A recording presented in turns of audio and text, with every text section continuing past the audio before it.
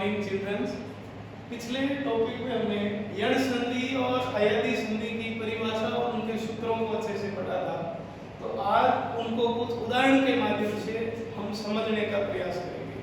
आपकी बोर्ड की परीक्षा में दो तरह के प्रश्न आते हैं कि भाई एक तो संधि विच्छेद का संधि शब्द लिखना और दूसरा विच्छेद को संधि युक्त बनाना या संधि का विच्छेद करना। तो दोनों ही तरह के उदाहरणों को हम सरल से सरल तरीके में समझने का प्रयास करेंगे। तो कौन कौन से प्रयास है? तो सबसे पहला मैंने आपको कहा था कि सूत्र सब अच्छे से तैयार करें। तो सूत्रों में यण संधि का सूत्र था इको यणजी। ये सब ने हमने पढ़ा था कि भाई यण संधि का सूत्र है इको यणजी, यानी कि इक परे असमान स्वर यण में बदलते हैं। तो उस परिभाषा उस सूत्र के अंतर्गत हमने क्या सूत्र बनाए कि भाई ई के बाद में कोई भी असमान स्वर होगा तो ई है वो य में बदल जाएगा। ऊ के बाद कोई असमान स्वर होगा तो ऊ व में बदल जाएगा। री के बाद कोई असमान स्वर होगा तो री र में बदल जाएगा। वैसे ही द्रि के बाद कोई भी असमान स्वर होगा तो द्रि का लय बन जाएगा। तो अब इसको उदाहरण के माध्यम से देखते हैं कि भाई इति और आदि। अब इति का जो अंतिम वर्ण है कि भाई त में किसकी मात्रा है? ई की, और इसके जस्ट बाद में यानी कि जो दूसरे पद का पहला वर्ण है वो है आ, जो कि इसका इसी पद का नहीं होकर के असमान है। तो परिवर्तन ना करना, केवल और केवल इस ई की मात्रा को बदलना है। तो ई की मात्रा को बदलने पर हमको क्या ज्ञात होगा कि भाई इति प्लस आदि, यानी कि ई और ये जो त है ये आधा हो जाएगा क्योंकि यहाँ से ये ई मात्रा है जाएगी और इसके स्थान पर क्या हो जाएगा? ई के स्थान पर क्या लिखा जाएगा? य लिखा जाएगा, यानी कि ई की जगह पर ये जो आधा य लिखा जाएगा और आधे य के जस्ट बाद में यानी कि आ मात्रा है और य में आ मात्रा जुड़ते ही या हो जाएगा। भाई इति प्लस आ, इतना जोड़ने पर क्या शब्द बनता है? इत्या। अब जो शेष बचा वो दी, तो इति प्लस आदि जोड़ने पर क्या बनेगा? इत्यादि बनेगा। वैसे ही देखो नदी, अब नदी में अंतिम प्रथम अक्षर का अंतिम वर्ण द पे बड़ी की मात्रा, उसके जस्ट बाद में दूसरे वर्ण का दूसरे शब्द का पहला वर्ण है उ, तो ई और उ का योग करना है। तब क्या होगा कि भाई न द यहाँ पर आधा हो जाएगा, बड़ी य में बदल जाएगी और य के बाद में किसकी मात्रा है? उ की, जो इस य में जुड़ जाएगी। नद्यु, फिर जो शेष वर्ण है वो सारा कि भाई नदी प्लस उद्गम क्या बनेगा?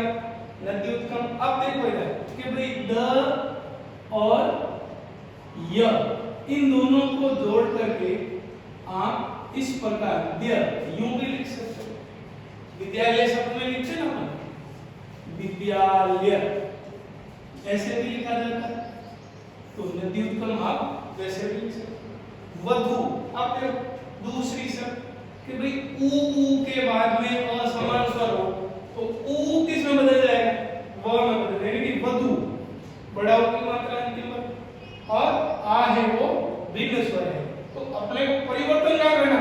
जहां पर ये ई ऊ की मात्राएं आती हैं यानी कि ऊ का क्या बनेगा? व बनेगा, यानी कि जैसा है वैसा ही, क्योंकि भाई ध आधा हो जाएगा। अब ये ऊ है उसको किस में बदलना है? व में, और व के बाद में क्या स्वर है? आ इसमें जुड़ जाएगा। तो वधु और आ यहां तक जोड़ने पर क्या बना? वधवा। शेष जो भी कि भाई वधु प्लस आगमे क्या बना? वधुआगमे। वैसे ही अनु, अनु में भी उ मात्रा जस्ट बाद में आ मात्रा, तो उ का व बना, यानी कि अ न यहाँ पर आधा हो जाएगा और उ किस में बदल दिया मैंने? व में बदल दिया और व के जस्ट बाद आ मात्रा है तो वो व में जोड़ दी अनुवा। अब जो शेष बचा कि भाई अनु प्लस आगच्छति क्या बन जाएगा? अनुवागच्छति।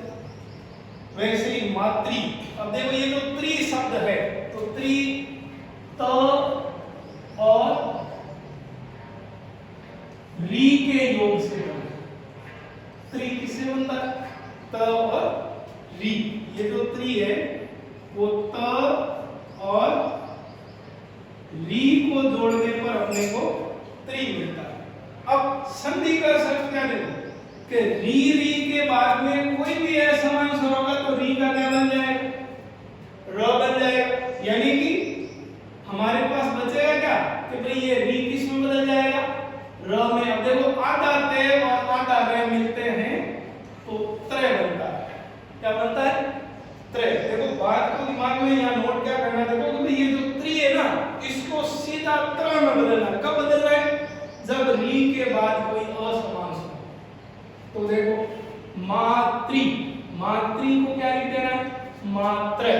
अब त्र के बाद में आ है, आ मात्रा जोड़ मात्रा। अब जो शेष बचा कि भाई मात्री प्लस आदेश क्या हो जाएगा? मात्रा आदेश। देखो बहुत ज्यादा कठिन भी नहीं है, लेकिन अपने को इसको सरलता से सीखना है ताकि कभी भी हमें कोई भी दिक्कत नहीं हो। वैसे ही देखो पितृ प्लस आकृति, तो स्त्री के बाद में देखो आ है, असमान है, तो त्रि का त्रय बन जाएगा पित्र। अब शेष क्या है आगे? आ मात्रा जोड़ दी और जो शेष वर्ण है, जो शेष शब्द है वो क्रमशः आएंगे। पितृ प्लस आकृति क्या हो जाएगा? पित्रा। वैसे देखो द्रि प्लस आकृति। देखो द्रि, ली के बाद में असमान स्वर होगा तो ली का क्या बनेगा? ल बनेगा। तो द्रि में आ है तो ली का आधा ले हो जाएगा, आधे ले में आ मात्रा ला हो जाएगा। अब जो शेष है वो कृति। अब यण संधि की जो खास बात है वो ये ध्यान रखना कि जो भी संधि युक्त शब्द होगा ना उसके जस्ट पहले, यानी कि देखो यण संधि में बनता क्या है कि भाई य व र और ले बनते हैं। यण संधि में क्या बनता है? यवरल बनते हैं। तो विशेष ध्यान देने योग्य क्या बात है दोनों संधियों में कि भाई जब य व र ल से पहले वाला वर्ण आधा होगा। आधा कैसे कि भाई इत्यादि में या से पहले क आधा है, नेद्युत्कम में य से पहले ग आधा है, वद्वागम में व से पहले ध आधा है, अनुवागच्छति में व से पहले न आधा है। मात्रा देखो इधर र से पहले त है, त्र कैसे बना मैंने अभी बताया। देखो त और ल, तो र से पहले त क्या है? आधा है, और आकृति में ल से पहले कोई वर्ण है ही नहीं। तो ये ध्यान देने योग्य क्या बात है कि यण संधि में य व र ल से पहले वाला वर्ण क्या होगा? आधा होगा। अब अयादी संधि, अब अयादी संधि और यण संधि को अंतर के रूप में क्यों पढ़ते हैं? तो दोनों के उदाहरणों की विवेचना करेंगे, समीक्षा करेंगे। कुछ उदाहरण आपके लिए भी मैंने यहाँ लिख रखे हैं, घर पे इनका अभ्यास करना। और अगर आपको किसी भी तरह की समस्याएं आती है अध्ययन से संबंधित तो वीडियो के नीचे कमेंट में आप अपनी समस्याएं लिख सकते हो, और जब भी हम उन कमेंट्स को पढ़ेंगे तो आगामी वीडियो में उन सबसे पहले उन समस्याओं का समाधान करके ही कोई टॉपिक आपको आगे पढ़ाएंगे।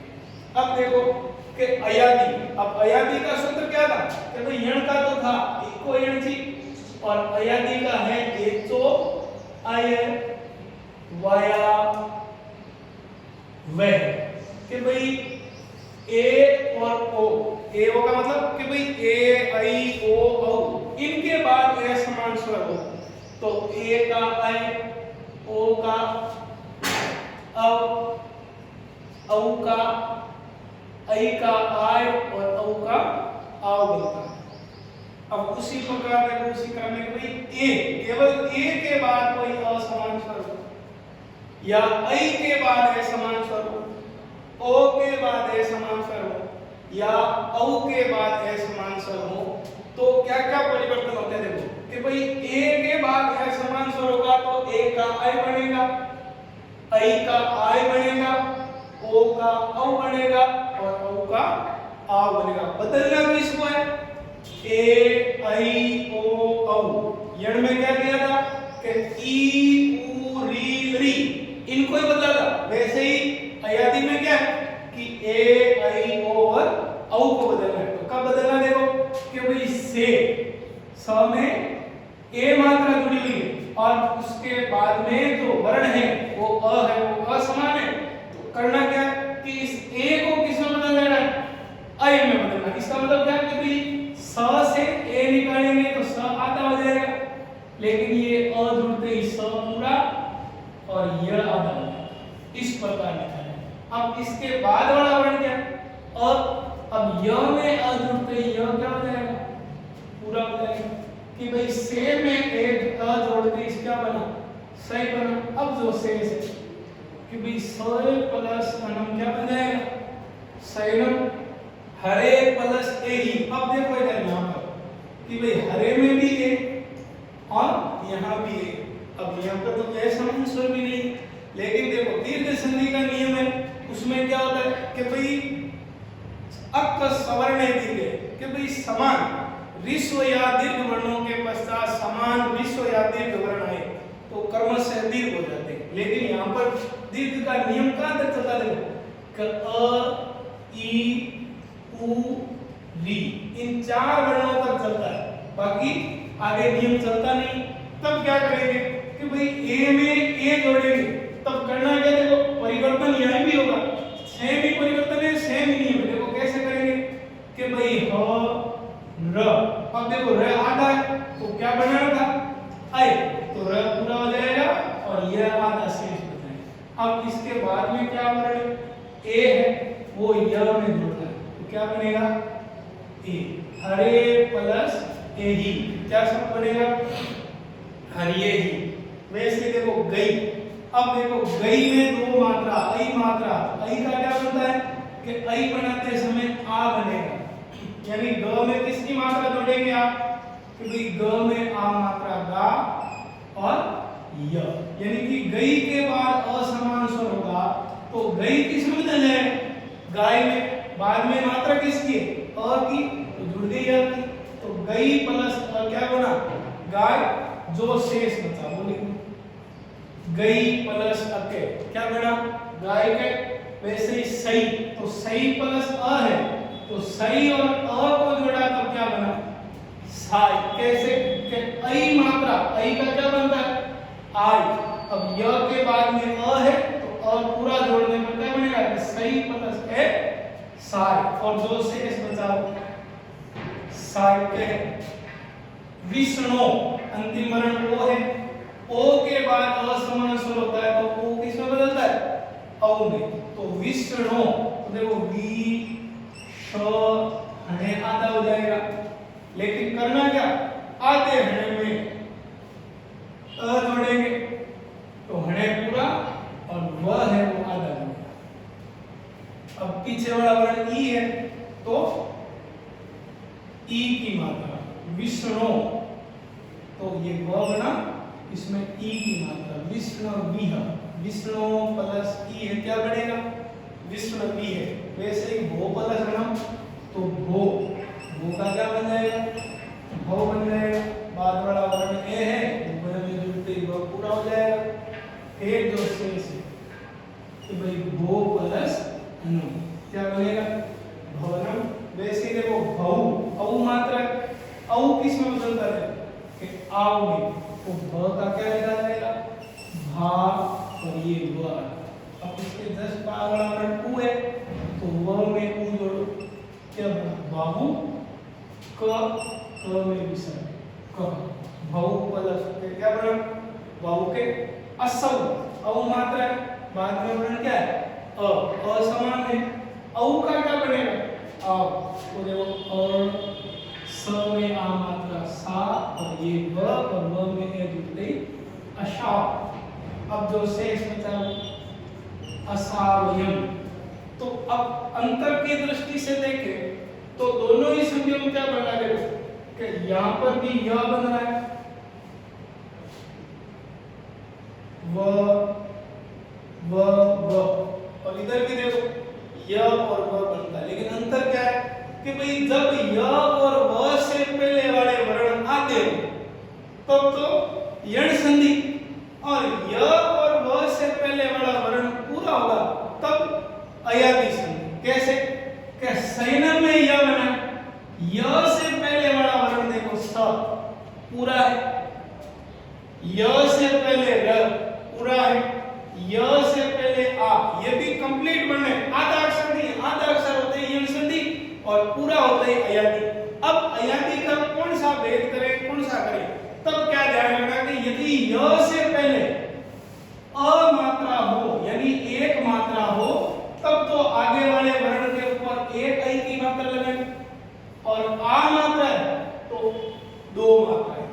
वैसे ही व से पहले यदि पूरा अक्षर है तो ओ मात्रा, और व से पहले आ मात्रा है तो औ मात्रा। अब देखिए आपके लिए वैसे करने के लिए कुछ एक उदाहरण मैंने लिखे कि भाई प्रत्येकम। अब ध्यान क्या रखना, देखो य से पहले वाला वर्ण कैसा है, आधा है या पूरा है? अब य से पहले वाला वर्ण यदि आधा है तो कौन सी संधि? यण संधि। अब यण संधि का सूत्र यह वाला कब लगता है कि भाई जब य से पहले ई हो, यानी कि असमान स्वर से पहले ई, यानी कि य के स्थान पर क्या करना आपको, इस य को बदलना है ई में। कैसे बदलेंगे कि भाई प्र त आधा, अब इसको या तो छोटी ई में बदलोगे और या बड़ी ई में बदलोगे। अब ये जो य के ऊपर वाली मात्रा है वो अलग से एकम। अब देखिएगा संधि का अर्थ ये होता है कि सार्थक शब्दों का समूह, यानी कि ऐसे शब्द जिनका कोई अर्थ हो। अब प्रतिशुद्ध कौन सा है, सार्थक कौन सा है, उसको हमें लेना है कि प्रति प्लस एकम, प्रत्येक। वैसे यद्यपि तो देखो द और य के मेल से द्य होगा, वैसे ही स्त्री उत्सव, सादगीति, मात्राज्ञा, लादेशः, कवये, चयनम, पौनः, नायके, गायिका, भाव्यति, इन सबको आपको कॉपी में अभ्यास करना। तो ये आज आपके लिए गृह कार्य भी हो जाएगा, घर पे बैठ के करने के लिए। इनको भी आपको अच्छे से समझना है। तो यण संधि और अयादि संधि, देखो अयादि का एक अपवाद सा ये नियम है, ज्यादा कुछ विशेष नहीं है लेकिन थोड़ा सा विशेष है, इसलिए आपको बता देते हैं।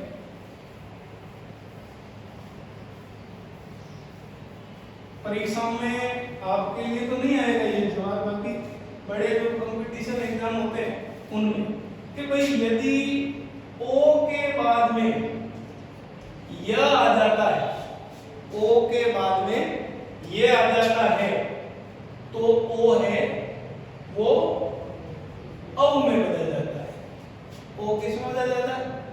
औ में। कैसे? कि भाई गो प्लस यम, गो प्लस यम, ओ मात्रा है, बाद में ये आया है तो ओ का क्या बनाना है? औ, यानी गो का ग हो जाएगा, व है वो आधा ही रहेगा क्योंकि बाद में कोई स्वर नहीं तो है जैसा रहेगा। गो प्लस यम क्या हो जाएगा? गव्यम। नो प्लस या तो नो का नौ बनेगा, या नो प्लस या क्या बनेगा? नव्य। अब देखिए जो हमारी तीसरी संधि जो 10वीं बोर्ड की परीक्षा में, उसका केवल आज सूत्रों को समझेंगे, केवल सूत्र के रूप में इस संधि को समझना। उदाहरण है वो आपको हो सकता है कुछ अभी समझाएं, बाकी अगले वीडियो में आपको उदाहरणों को भी समझाएगा कि भाई वर्दी संधि का सूत्र होता है वर्दी रेची। वृद्धि संधि का सूत्र है वृद्धि रेची। सूत्र क्या है? वृद्धि रेची, यानी कि ए आ के बाद ए ऐ या ओ औ हो तो क्रमशः ऐ औ बन जाते हैं। संधि क्या करिए कि अ आ के बाद में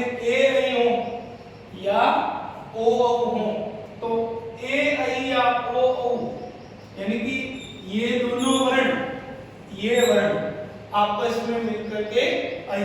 कहने का मतलब कि भाई अ के बाद में या आ के बाद में ए और ऐ में से कोई सा भी वर्ण हो तो ये दोनों मिलकर के किसका निर्माण करेंगे?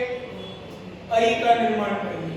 वैसे ही अ और आ के बाद में ओ या औ में से कोई सा भी वर्ण हो तो भी मिलकर के किसका निर्माण करेंगे?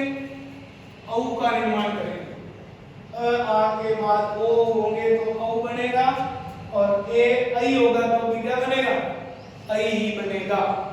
अब जैसे एक उदाहरण देख लेते कि भाई जन प्लस एकता, जन प्लस एकता। अब देखो जन में न में क्या जुड़ा हुआ है? अ जुड़ा हुआ है। एकता में क्या है वर्ण? ए। अब ये दोनों वर्ण मिलकर के किसका निर्माण करेंगे? ऐ का। अब इस संधि को दो चोटियों वाली संधि भी कहते हैं, यानी कि ऐसा कोई संधि युक्त शब्द जिसमें दो मात्राएं हो, चाहे वो ऐ की हो चाहे औ की हो, आपको वहां पे वर्दी संधि समझ में देखो। जन प्लस एकता, जन में ए जुड़ा क्या बना? जनक। कि भाई अ और ए मिलके क्या बनेगा? ऐ। जन प्लस ऐ क्या बनेगा? जनैकता। जन प्लस एकता क्या बनेगा?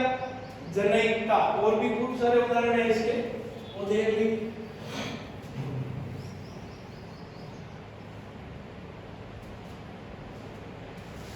एक प्लस एकः, मत प्लस ऐक्यम,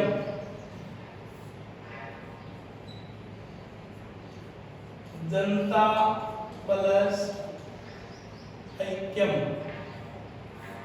ये तीन उदाहरण ले लिए कि भाई एक प्लस एकः, तो क में अ जुड़ा है और ए, तो अ में ए जुड़ते क्या बनेगा?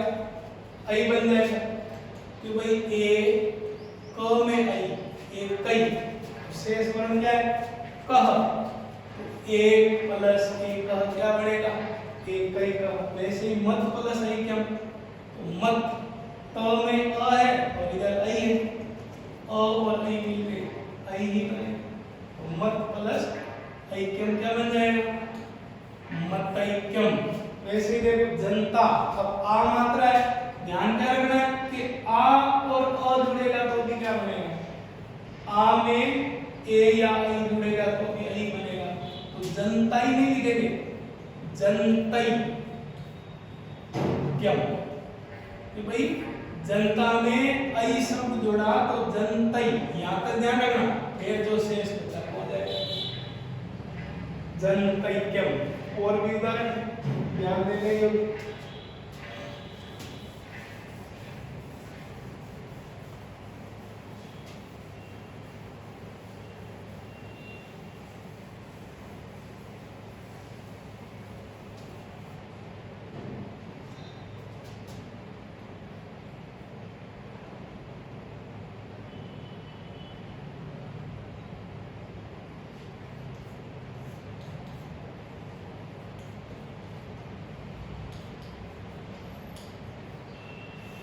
महा प्लस औदार्य।